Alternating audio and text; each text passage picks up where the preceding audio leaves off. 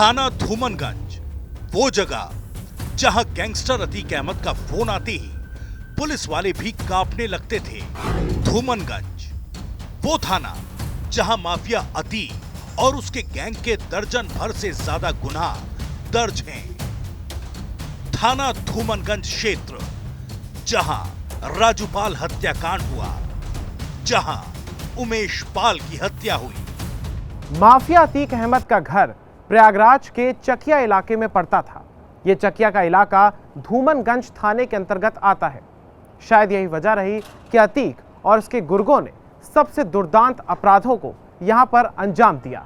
लेकिन एक खास बात यह है कि धूमनगंज का यह थाना इस बारे में मशहूर था कि इस इलाके में अपराध तो कई सारे हुए, लेकिन अतीक अहमद के खौफ की वजह से यहां पर दर्ज बहुत ही कम हुए। अतीक अहमद और उसके भाई अशरफ की 15 अप्रैल को जब हत्या हुई तो दोनों धूमनगंज थाना क्षेत्र में पड़ने वाले कॉलविन अस्पताल में मेडिकल चेकअप के लिए जा रहे थे। इस थाना क्षेत्र के लोगों ने इससे पहले कभी अतीक और अशरफ को हाथों में हथकड़ी पहनकर पुलिस की गाड़ी में घूमते नहीं देखा था, क्योंकि धूमनगंज पुलिस चाहकर भी अतीक या उसके गैंग के किसी भी गुर्गे को उसके अंजाम तक पहुंचाने की हिम्मत नहीं दिखा सकी थी।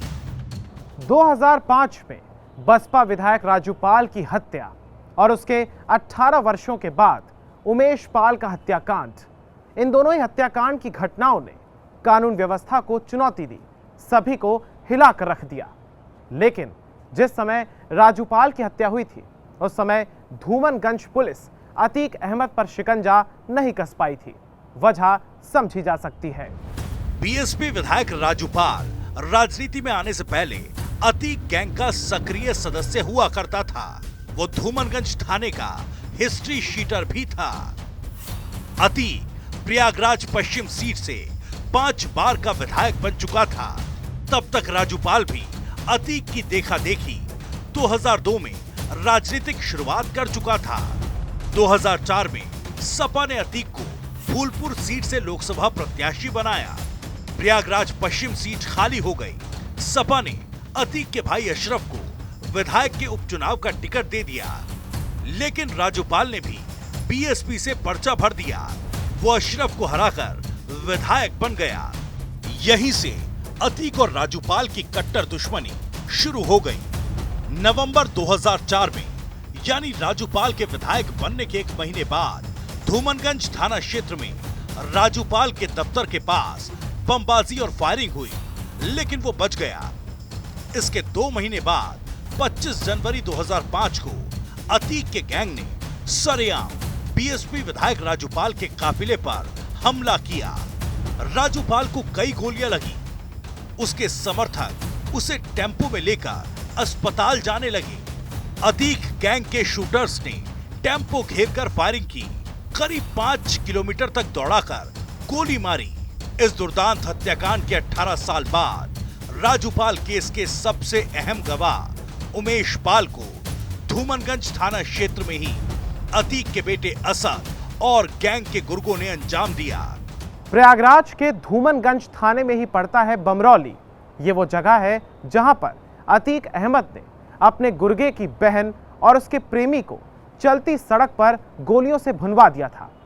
यह घटना भी सबसे दुर्दांत अपराधों में शामिल रही, जो कि धूमनगंज थाने में दर्ज है।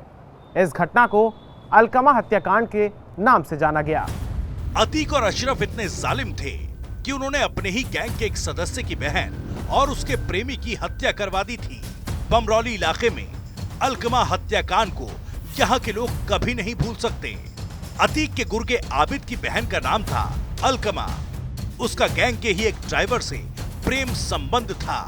आबिद ने ये बात अतीक को बताई तो अतीक ने साजिश रची कि अलकमा और ड्राइवर की हत्या कर दी जाए। इस हत्याकांड का आरोप गैंग के विरोधियों पर लगा दिया जाए।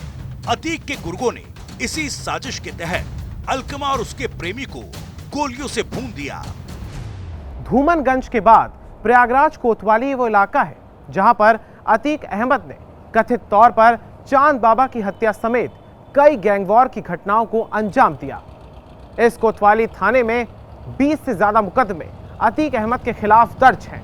इनमें हत्या, धमकी, अवैध कब्जे और अवैध वसूली जैसे तमाम अपराध शामिल हैं। मुझे लगता है मैं कोतवाली थाने में था, उसी समय सिविल लाइंस की ये घटना है, सिविल लाइन थाने की, कि एक अशोक साहू नामक युवक थे, वो अपनी गाड़ी से जा रहे थे और अतीक के भाई अशरफ भी गाड़ी से जा रहे थे। तो पास लेने या ओवरटेक करने की बात पे कुछ उन लोगों को सड़क पे ही कुछ कहा सुनी हुई उन लोगों में आपस में, बाद में विसर्जन हो गया। लेकिन जब अशोक साहू को ये ज्ञात हुआ कि ये अतीक के भाई हैं, तो वो जाके अतीक से उन्होंने माफ़ी मांगी उनके घर पर कि हमें क्षमा कर दीजिए, मैं जानता नहीं था कि आपके भाई थे, इसलिए थोड़ी उनसे बातचीत हो गई, मुझे माफ़ कर दीजिए। प्रयागराज के 5 थाना क्षेत्रों में अतीक, अशरफ और उसके गैंग के खिलाफ 101 मामले दर्ज हैं। धूमनगंज थाना 12 से ज्यादा बड़े मुकदमे, प्रयागराज कोतवाली 20 से ज्यादा केस, करेली थाना 15 से ज्यादा केस, पूरा मुफ्ती थाना 17 से ज्यादा केस, खुलदाबाद थाना 18 से ज्यादा मुकदमे, अतीक और उसके गैंग पर कुल 101 मुकदमे।